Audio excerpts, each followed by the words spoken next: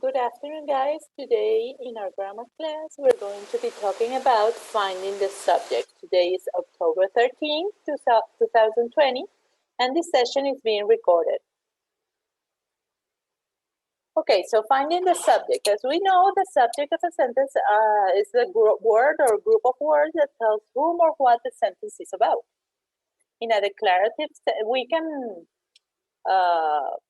find this subject depending on the type of sentence in many ways. And we have some tips here to find the subject depending on the sentence type. For example, in a declarative sentence or statement, the subject often comes first.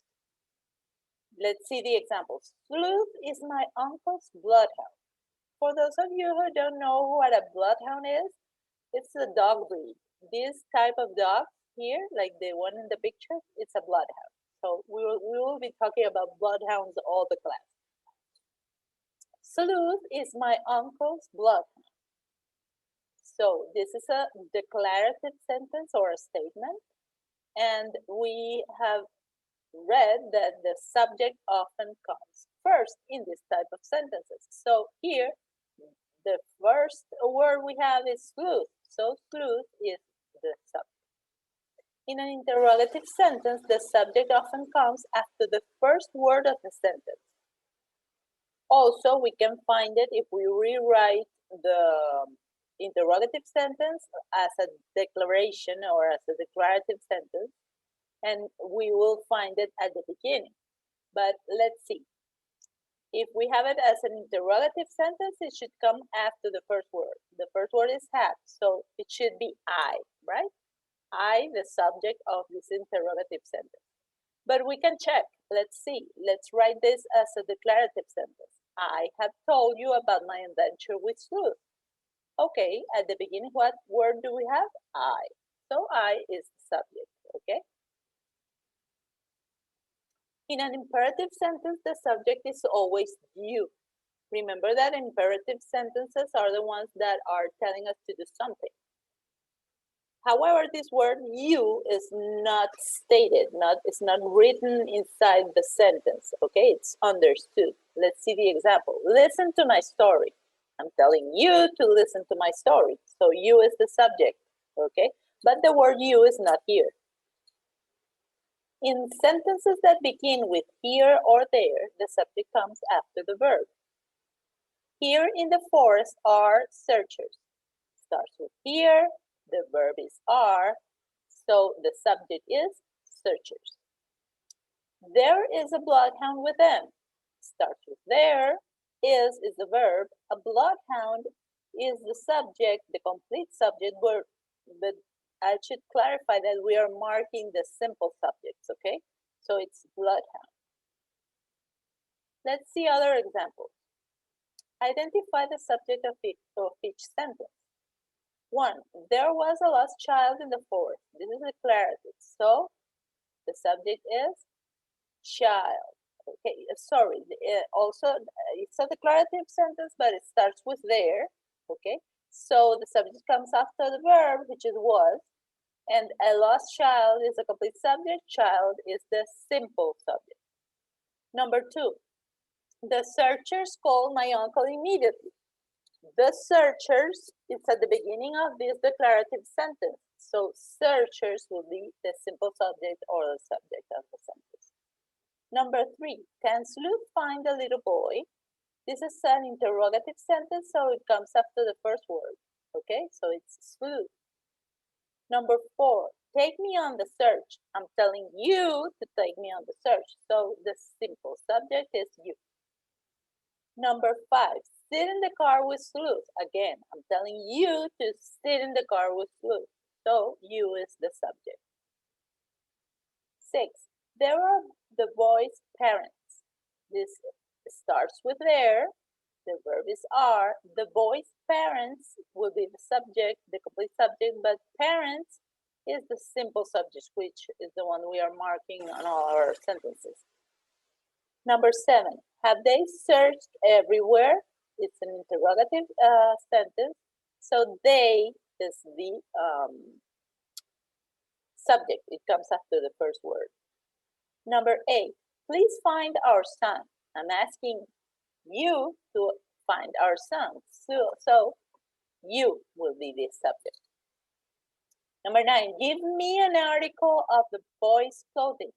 And again, I'm asking you to give me an article of the boy's clothing. So you is the subject. Number 10, here's Jimmy's jacket. Okay, so this is something that starts with here. Okay, the subject comes after the verb, which is contracted with here. Jimmy's jacket will be the complete subject, jacket, the subject, the simple subject. 11, Sleuth sniffs the jacket eagerly. This is a declaration. Sleuth is the subject because it's at the beginning. Number 12, can a bloodhound follow a 3-day-old scent? So after the first word, we have a bloodhound, but it's simple, so simple subject is bloodhound. And number 13, follow Sleuth closely. I'm asking you to follow Sleuth closely. So you is the subject. Number 14, Sleuth's nose picks up the scent. Okay, so this is a declarative sentence. It's at the beginning, Sleuth's nose, but the simple subject is nose. 15, are bloodhounds dangerous in any way? It's a question, this is an interrogative sentence, so bloodhounds will be the second word. 16, there is no gentler dog in the world. There, we have there, is as a verb. No gentler dog in the world will be the subject, but dog is the simple subject, okay? 17, have we gone 5 miles already? So it's a question, an interrogative sentence is the second word, okay? Comes after the first word in the sentence. We is the subject. 18, look at that rocky stream bed. I'm telling you to look at it. So you will be the subject. 19, here is Jimmy at last. So this is a sentence where we have here, the subject comes after the verb, which is, so Jimmy is the subject.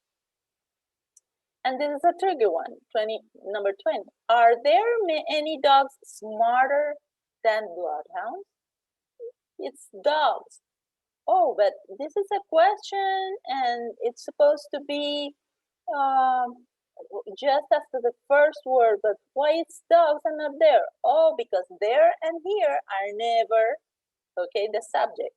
If we rewrite this as a declarative sentence, we have there are many dogs smarter than bloodhounds. So the subject will come after the verb, which is are, and it would be dog. Okay. So remember, the subject of an interrogative sentence often comes after the first word of the sentence, and the subject of an imperative sentence is always you. Here and there are never the subject of the sentence. Okay, that's something to remember. As for example, on sentence number 20 that we have just seen. Now you will have to go to our Google form through the link that I posted in Academia's wall. And when you click there, you will find a form that you need to fill out with your answers. Please be careful to put a valid email so your grade at the end of the due date, on Monday 19 is the due date. So at the end of that day, I will email to all of you the answers, the correct answers, and also your grade, okay? So be careful to put a valid email. In fact, you cannot continue to fill the form if you don't put a valid email. Your full name, first name, last name, grade, and section before completing the form. It would be required by the form for you to put that, okay? So I don't want to see certain nicknames like Chichi, Pepito, or whatever, filling out the forms, okay? Put your names and last name, okay? This will be all for today. Thank you.